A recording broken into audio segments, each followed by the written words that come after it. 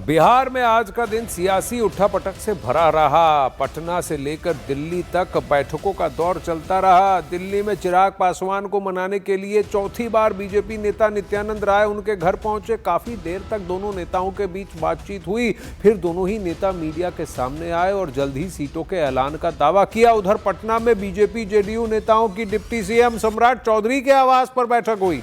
इस बैठक में सीट शेयरिंग को लेकर चर्चा भी की गई। कई सीटों पर मंथन के बाद दावा किया जा रहा है कि कई सीटों पर विधायकों का टिकट काटा जा सकता है। और वहीं आरजेडी की पटना में लालू राबड़ी आवास पर बैठक हुई।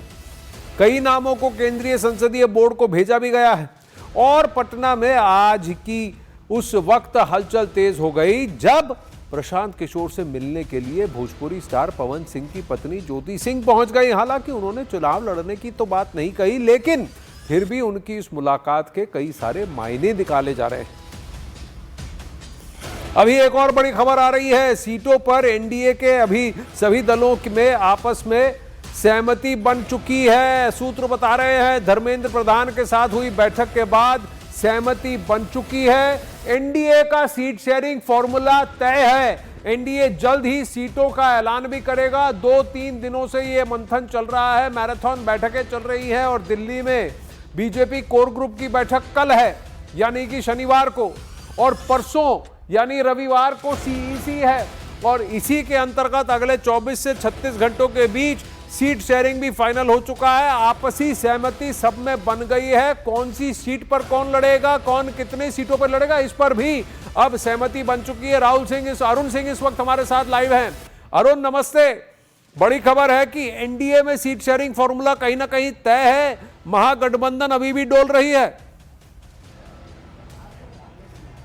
देखिए, महागठबंधन में भी बातचीत अभी चल रही है और अगले 2 दिनों के अंदर सीटों का ऐलान, कौन कितनी सीटें लड़ेगा, ये कर दिया जाएगा। महागठबंधन के सूत्रों का ये दावा है, क्योंकि तेजस्वी यादव से बातचीत वहां जो ऑब्जर्वर्स आए थे कांग्रेस की तरफ से, उनसे हो गई। जहां तक एनडीए की सीट शेयरिंग का सवाल है, धर्मेंद्र प्रधान ने दिल्ली से लेकर के और पटना तक कई मैराथन बैठकें की हैं। विनोद तावड़े भी उनके साथ मौजूद थे। जेडीयू और बीजेपी के बीच जो बैठक हुई वो महत्वपूर्ण है। इसलिए महत्वपूर्ण है आनंद, क्योंकि एलजेपी यानी चिराग पासवान ने कुछ ऐसी सीटें मांगी थी जो जेडीयू की सिटिंग एमएलए हैं वहां पर। एक सीट ऐसी थी मटिहानी की, जो पिछले चुनाव में 2020 में जब चिराग पासवान ने जेडीयू का खेल खराब किया था तो एक ही उनका विधायक जीता था, राजकुमार सिंह, वो मटिहानी से, और उसके बाद वो चला गया था जेडीयू में। अब नाक की लड़ाई हो गई दोनों पार्टियों के बीच। जेडीयू कह रहे हैं कि तो हमारा विधायक है, एलजेपी कह रही थी कि जीता तो हमारे सिंबल पाता, तो वो सीट मेरी हो गई।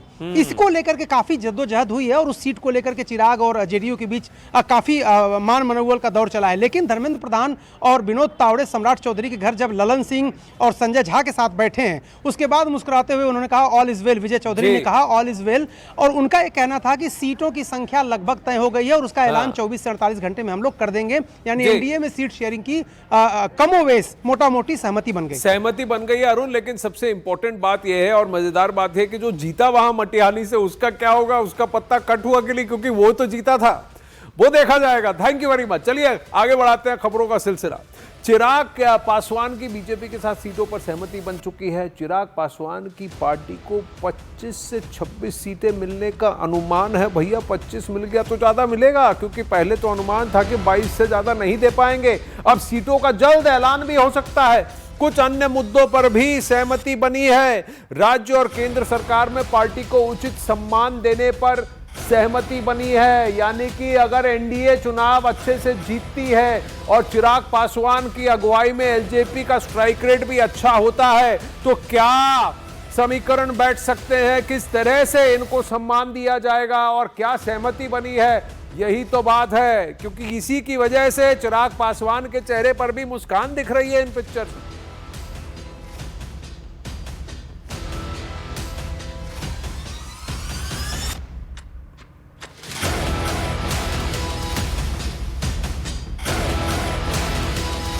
नित्यानंद राय जी कहते रहे ऑल इज वेल, पर 24 घंटे में चौथी बार नित्यानंद राय और चिराग पासवान के बीच मुलाकात हुई। क्या बात हुई, ये बात क्या सभी से कहेंगे। दिल्ली में नित्यानंद राय से मुलाकात के बाद चिराग पासवान मीडिया के सामने आए और उन्होंने दावा किया कि बातचीत पॉजिटिव वे में जारी है। जल्द ही सीटों का ऐलान भी किया जाएगा। वहीं नित्यानंद राय ने भी कहा कि चिराग चाहते हैं कि बिहार में एनडीए की सरकार बने।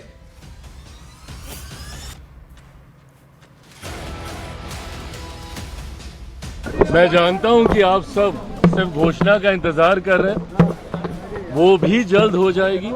पर इतना मैं जरूर कहूंगा कि बातचीत बहुत अच्छे से, बहुत बढ़िया से, कल जैसा आदरणीय नित्यानंद जी ने कहा, सकारात्मक, बहुत ही सकारात्मक रूप से बातचीत हुई है, हो रही है और अभी अंतिम दौर में अब ये बातचीत पहुंच चुकी है।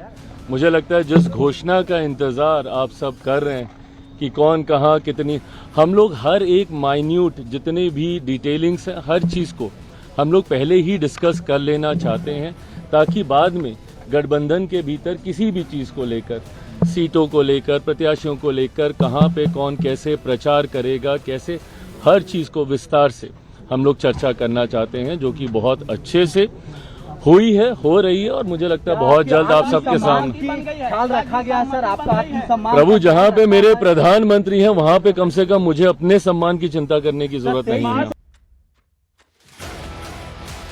ये भारत सरकार के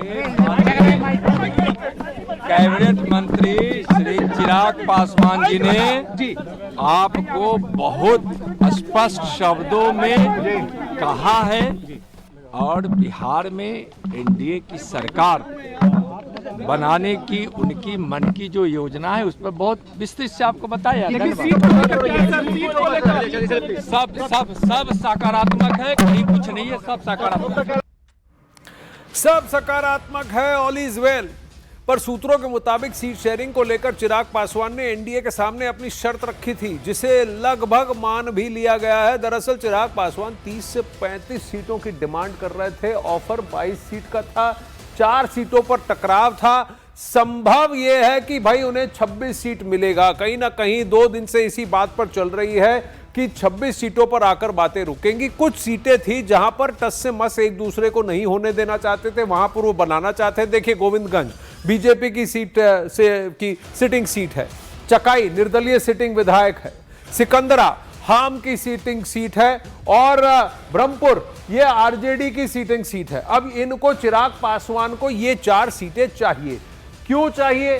बीजेपी की सिटिंग सीट हम, अब यहां पर ये सिकंदरा में थोड़ा सा फाइट हो सकता है, चकाई है, ब्रह्मपुर है, अगर कहीं ना कहीं खींचतान तो होगी। हर कोई अपनी अपनी संप्रभुता को वहां दिखाना चाहेगा कि मेरी यहां विनिंग पॉसिबिलिटी है, लेकिन कहीं ना कहीं बताया जा रहा है कि इन 4 सीटों के अलावा जो 22 सीटें हैं, कहीं ना कहीं बैठकर ऐसा समीकरण बैठेगा जो सबके लिए माननीय होगा। एनडीए का सीट शेयरिंग फॉर्मूला लगभग तय है।